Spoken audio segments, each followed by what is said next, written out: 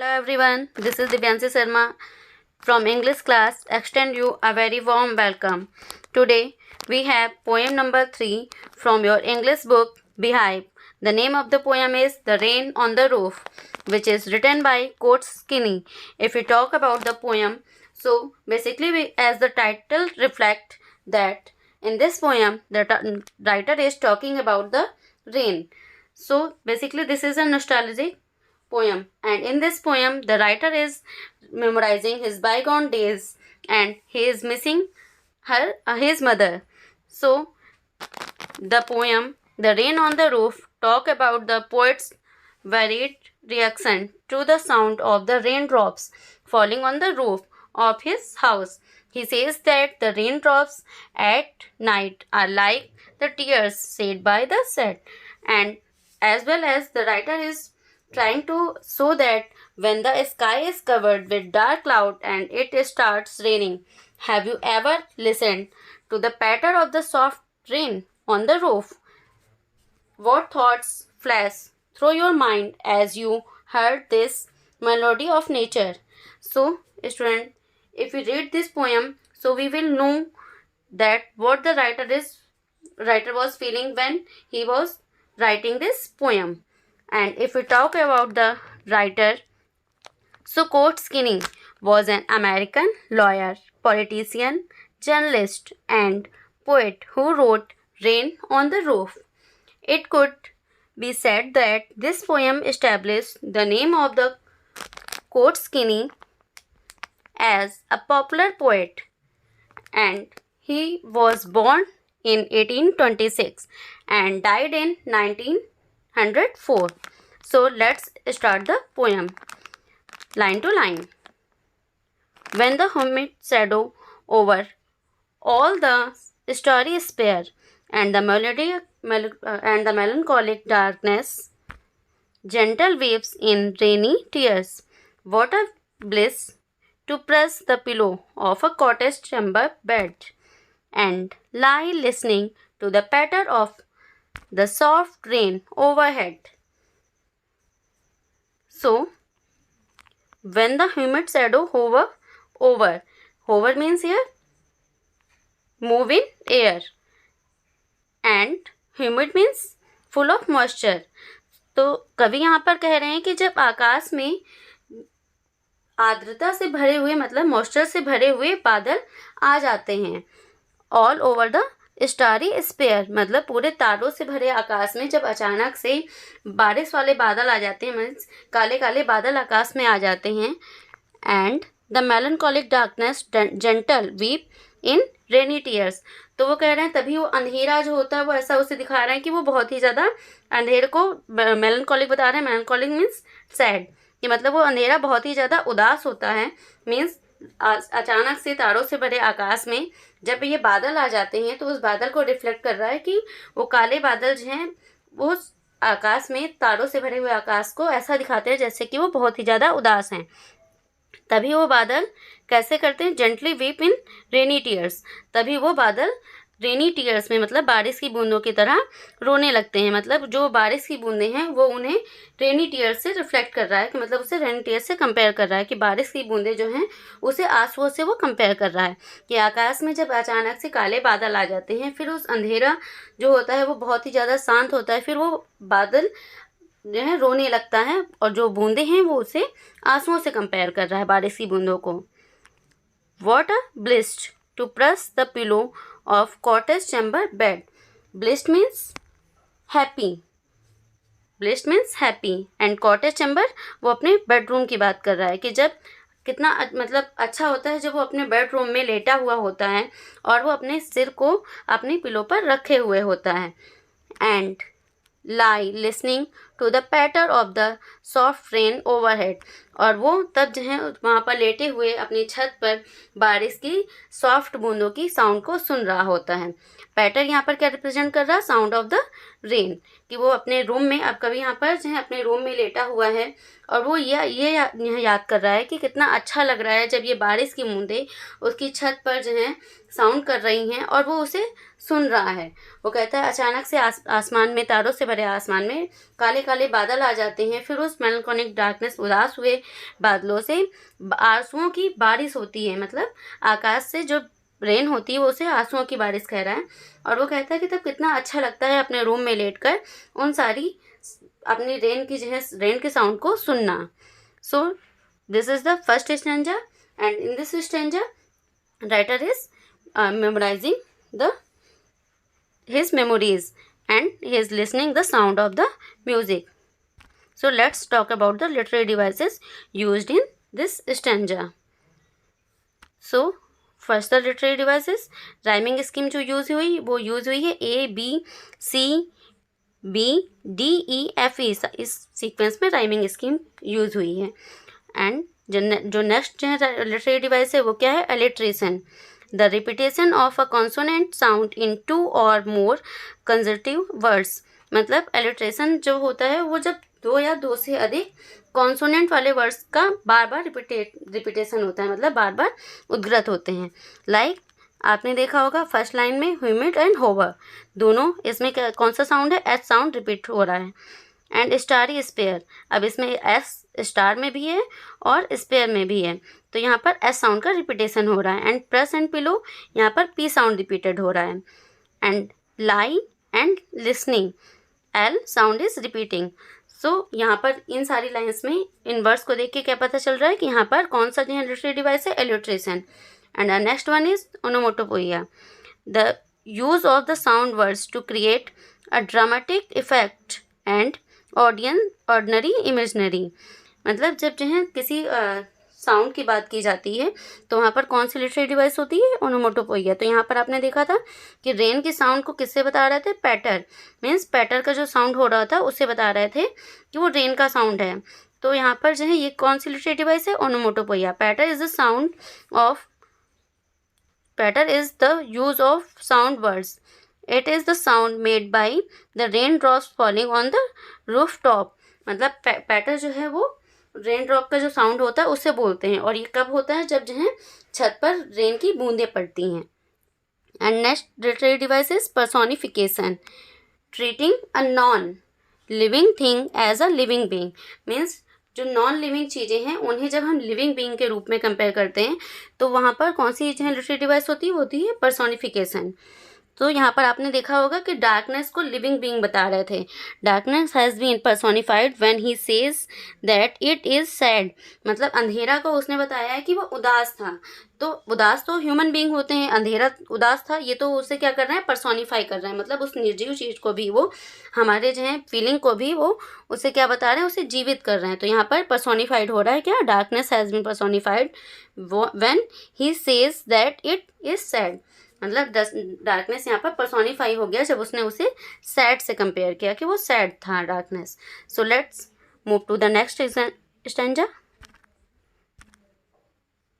Every tinkle on the shingles has an echo in the heart and 1,000 dreamy fancy into busy being start and 1,000 recollection weave their air threads into woof as I listen to the patter of the rain upon the roof.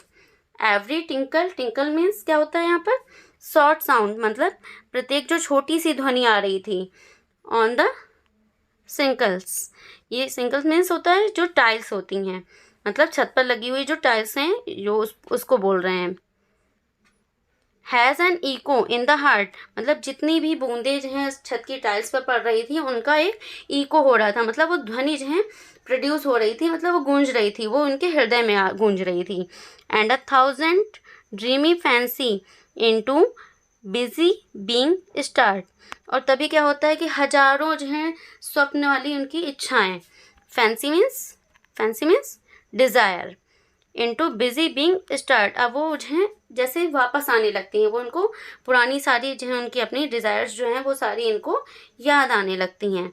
And 1,000 recollections weave their air threads into woofs, और हजारों recollection यहाँ पर उनकी memories हैं, memories of past, मतलब उनकी पुरानी जो हैं जितनी भी यादें हैं वो वीव हो रही, वीव मीन्स बुनना, वो पुरानी जो उनकी यादें हो रही हैं बिल्कुल जैसे हवा के धागों से एक कपड़ा बुन रही हैं। वूफ मीन्स वेफ्ट से लिया गया है, इसका मीन्स होता है कपड़ा।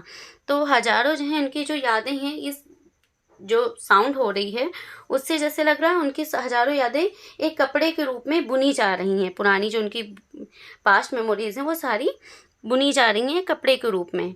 As I listen to the patter of the rain upon the roof, मतलब जब वो अपने छत के ऊपर रेन की इस साउंड को सुनते हैं, मतलब पैटर ऑफ द रेन जब वो सुनते हैं अपने छत के ऊपर, तो उनकी जैसे हजारों जो हैं डिज़ायर्स जो हैं वो फिर से आने लगती हैं, और उनके जो स्वप्न हैं, उनकी पुरानी जो यादें हैं वो एक जैसे कपड़े का रूप ले रही हैं, मतलब वो बुनती जा रही हैं, मतलब फिर से उनको सारी यादें वापस आ रही हैं। So let's talk about the literary devices used in this stanza. So first literary device is alliteration. The repetition of a consonant sound in two or more consecutive words. Like in the first line क्या था, जो पहला जो word है busy and being, यहाँ पर कौन सा साउंड रिपीट हो रहा था, B sound is repeating. There and thread, यहाँ पर th का साउंड जो है वो रिपीटिंग हो रहा है।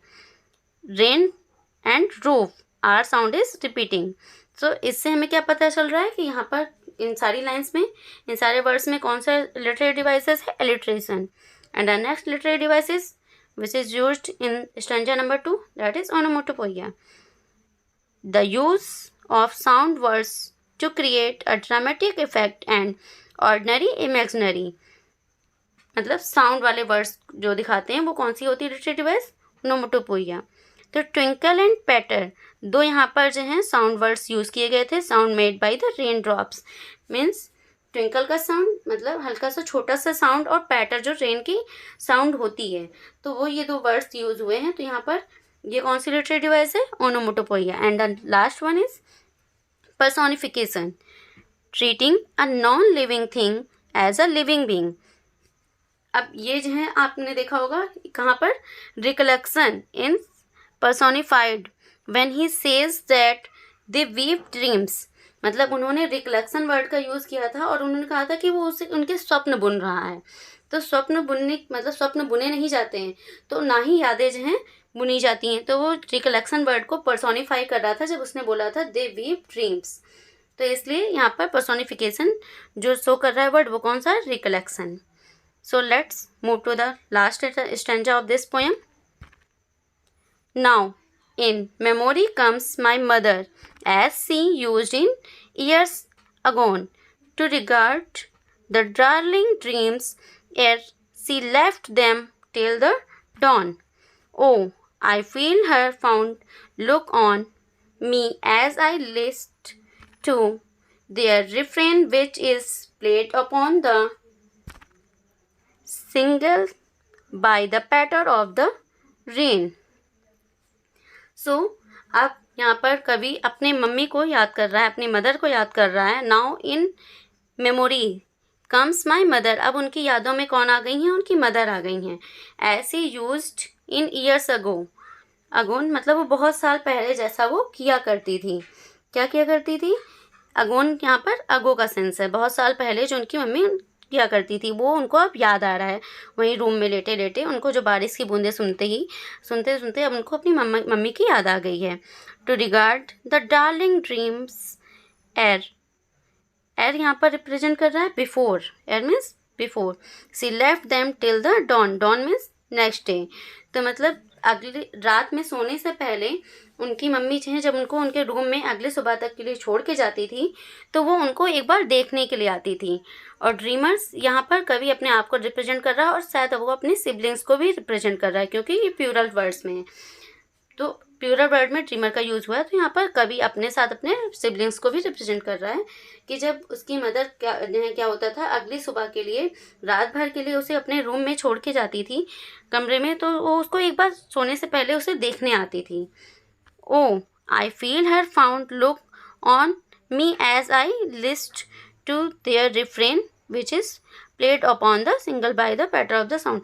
अब वो कह रहा है मुझे बिल्कुल ऐसा ही प्रतीत हो रहा है कि जैसे मैंने उनको फिर से पा लिया है, कि जो है मतलब वो रिफ्रेन मीन्स रिपीटिंग साउंड। तो उसको ऐसा लग रहा है कि जैसे इस साउंड में ये जो बारिश की आवाज़ आ रही है उसमें उसने अपनी मम्मी को फिर से पा लिया है और जो बारिश की बूंदें हैं उस बूंदों में वो अपनी मम्मी को मेमोराइज कर रहा है कि शायद वो फिर से जो है उसको याद आ गई हैं और वो शायद उसके साथ ही हैं. So this is the last stanza. So student, I hope you understand this poem very well. Let's talk about the literary devices used in this stanza. Alliteration, the repetition of a consonant sound in two or more consecutive words. And in the last stanza, you found the memory and my mother. M sound is repeating. So here again the alliteration literary device is used. And darling dreams, D sound is repeating. So here is also the alliteration literary device is used. Onomatopoeia, the use of sound words to create a dramatic effect and ordinary imaginary. मतलब sound वाले words का use किया गया है एक dramatic effect डालने के लिए. सो यहाँ लास्ट में भी आपने हर स्टैंजा में पैटर वर्ड को देखा होगा, तो यहाँ लास्ट स्टैंजा में भी पैटर वर्ड का यूज़ किया गया है साउंड वर्ड के लिए. Patter sound of rain drops falling on the shingle on the roof, मतलब छत की टाइल्स पर जब बारिश की बूंदें गिर रही हैं तो कैसा साउंड इफेक्ट कर रही हैं, पैटर का साउंड. तो वो रिफ्लेक्ट कर रहे हैं कि मतलब वो साउंड जो है वो क्या रिप्रेजेंट कर रहा है, ओनोमोटोपोइया लिटरेरी डिवाइस को. पैटर वर्ड कौन सा है, वो किसे रिप्रेजेंट कर रहा है, ओनोमोटोपोइया लिटरेरी डिवाइस को. So student, I hope you understand this poem very well. If you like this video, please hit the like button, and at last I would like to show the some words meaning of the some hard words from the first stanza. hover, move in air. hover जो first stanza में word आया था उसका meaning होता है move in air. Starry sphere, full of star, जो मतलब आकाश जो है तारों से भरा होता है. Melancholic means sad. And patter, the sound of the rain. And twinkle, the short sound. And single on the roof. And fancy means desire, and recollection means memories of past. And wolf means cloth. And in the last stanza, from the stanza number 3, dawn, the next morning, मतलब dawn word का meaning होता है the next morning. found, full of love. list means यहाँ पर listen था, short में word का use किया गया था लिस्ट. उसका फुल मीनिंग क्या था, listen. Refrain means repeated sound. Agone means ago, and regarded means consider. Ere means before. ERER ये शॉर्ट फॉर्म में वर्ड यूज़ किया गया था जिसका फुल मीनिंग क्या होगा, before. So student, if you understand this chapter very well, and if you like my video, so please hit the like button and subscribe my channel. Thank you. Have a nice day. Stay home, stay safe.